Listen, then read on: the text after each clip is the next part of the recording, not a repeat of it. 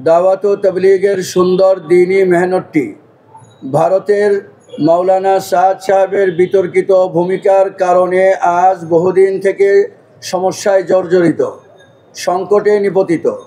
সাদ সাহেবের অন্ধ অনুসরণকারীদের উগ্রতা, অজ্ঞতা, একঘেয়েমি ও উচ্ছৃঙ্খলতার কারণে প্রশাসনের নানাবিধ উদ্যোগ সত্ত্বেও এখন পর্যন্ত সমস্যার সমাধান ব্যবস্থা হয়নি।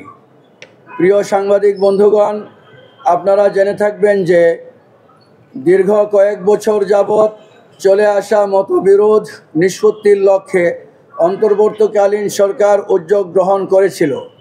উভয় পক্ষের সাথে আলোচনা করে মাননীয় স্বরাষ্ট্র উপদেষ্টা ও মাননীয় ধর্ম উপদেষ্টার যৌথ উদ্যোগে চলমান সংকট নিরসন ও বিরোধ নিষ্পত্তির লক্ষ্যে একটি রোডম্যাপও দেওয়া হয়েছিল।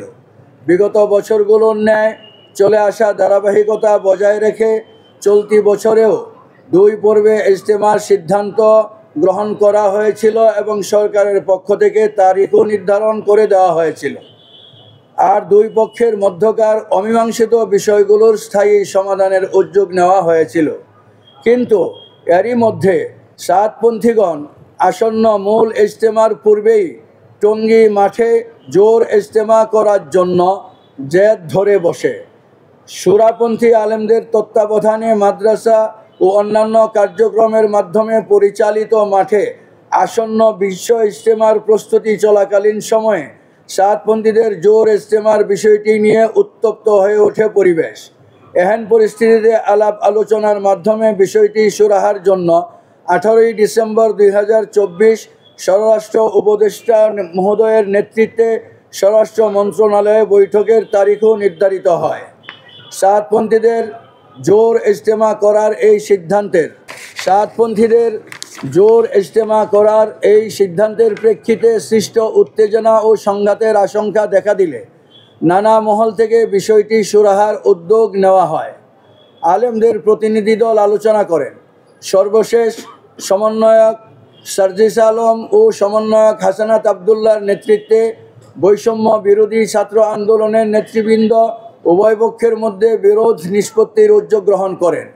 কিন্তু সকল আয়োজনকে ভণ্ডুল করে দিয়ে আলেম সমাজ, বৈষম্য বিরোধী নেতৃবৃন্দ, সর্বোপরি প্রশাসনের ঊর্ধ্বতন কর্তৃপক্ষের প্রতি চরম অবজ্ঞা প্রদর্শন করত 17ই ডিসেম্বর দিবাগত রাতে ইজতেমার মাঠে ইবাদতরত, দায়িত্ব পালনরত ও ঘুমন্ত তবলিগি সাথীদের উপরে অতর্কিত হামলা চালিয়ে 3 জন সুরাই নিজামের সাথী এবং নিরীহ মুসল্লিদেরকে সাতপন্থীরা নির্মমভাবে হত্যা করে আহত করে শতাধিক সাথী ও মুসল্লিকে। উক্ত হত্যা ও হামলাকাণ্ডে সারা দেশের আলেম ওলামা, তবলিগের সাথী ও তৌহিদি জনতার মধ্যে চরম উত্তেজনা ছড়িয়ে পড়ে। জরুরি ভিত্তিতে স্বরাষ্ট্র উপদেষ্টা মহোদয়ের সভাপতিত্বে প্রশাসন ও সরকারের গুরুত্বপূর্ণ দায়িত্বশীলদের সাথে তবলিগের মুরব্বী ও দেশের শীর্ষ আলেম প্রতিনিধি দলের বৈঠক অনুষ্ঠিত হয়।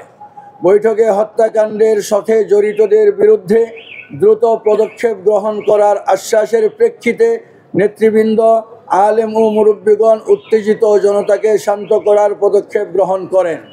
কিন্তু দুঃখের সাথে আজ বলতে হচ্ছে, দেশের আলেম সমাজ ও দায়িত্বশীলগণ সরকারের প্রতিশ্রুতি বাস্তবায়নে গড়িমসি ও অযথা সময় ক্ষেপণ দেখে যার পরনাই হতাশ ও ব্যথিত হয়েছেন। হত্যাকাণ্ডে নেতৃত্বদানকারীদের মধ্যে প্রথম সারির অপরাধীরা নির্বিঘ্নে ঘুরে বেড়ালেও তাদেরকে এখনও পর্যন্ত গ্রেফতার করা হচ্ছে না।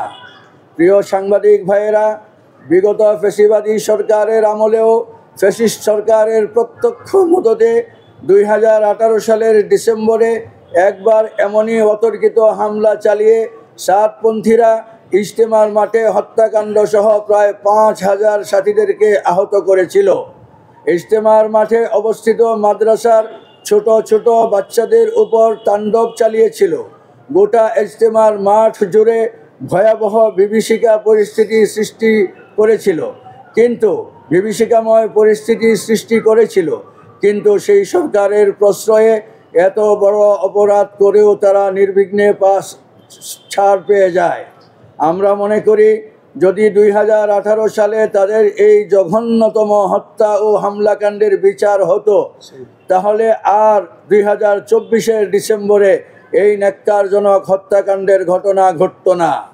এবারও যদি তারা ছাড় পেয়ে যায়, তাহলে তারা ভবিষ্যতে আরও কোনো ভয়াবহ দুর্ঘটনার জন্ম দিতে পারে বলে আপামর জনসাধারণের আশঙ্কা।